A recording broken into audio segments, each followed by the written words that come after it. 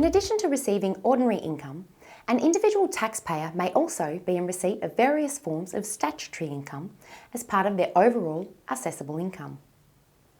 When leaving a job, a taxpayer can receive various forms of statutory income. Malcolm is an Australian resident aged 67 who retired from his job as a computer technician with ABC Limited. Malcolm received an employment termination payment, a lump sum payment of unused annual leave accrued in the previous 2 years, and a superannuation benefit from a complying superannuation fund. Malcolm was not in receipt of any other income, nor incurred any related expenses during the tax year. So how do we determine the tax implications for Malcolm? An employment termination payment can be made up of a life benefit termination payment, a death benefit termination payment, or a genuine redundancy or early retirement scheme payment. In Malcolm's case, it is a life benefit termination payment as he is retired after the retirement age. Only the taxable component of an ETP is subject to tax.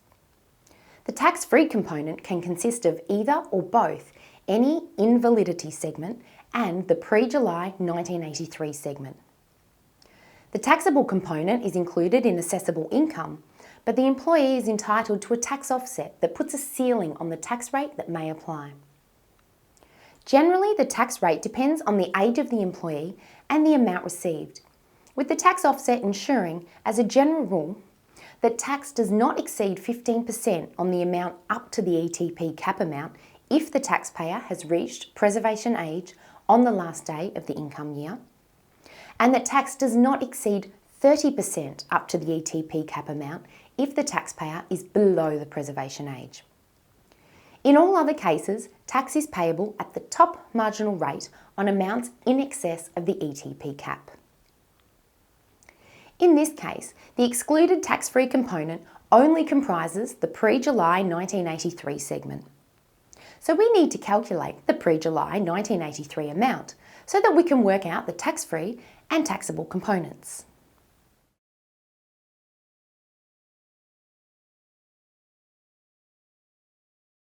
We now divide the number of pre-July 1983 days by the total days to determine the ratio attributable to pre-July 1983. We then multiply the total ETP by this ratio to work out the pre-July 1983 component. This is the tax-free component.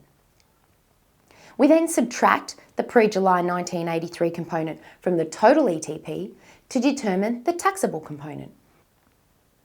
To work out the tax on the taxable component, we note that Malcolm at 67 years of age has reached the preservation age. And as such, the amount up to the cap of the post-July 1983 component will be taxed at 15%. The amount over the cap will be taxed at the top marginal rate, plus any applicable levies. Part 2 of this clip will look at the other payments received by Malcolm upon his retirement.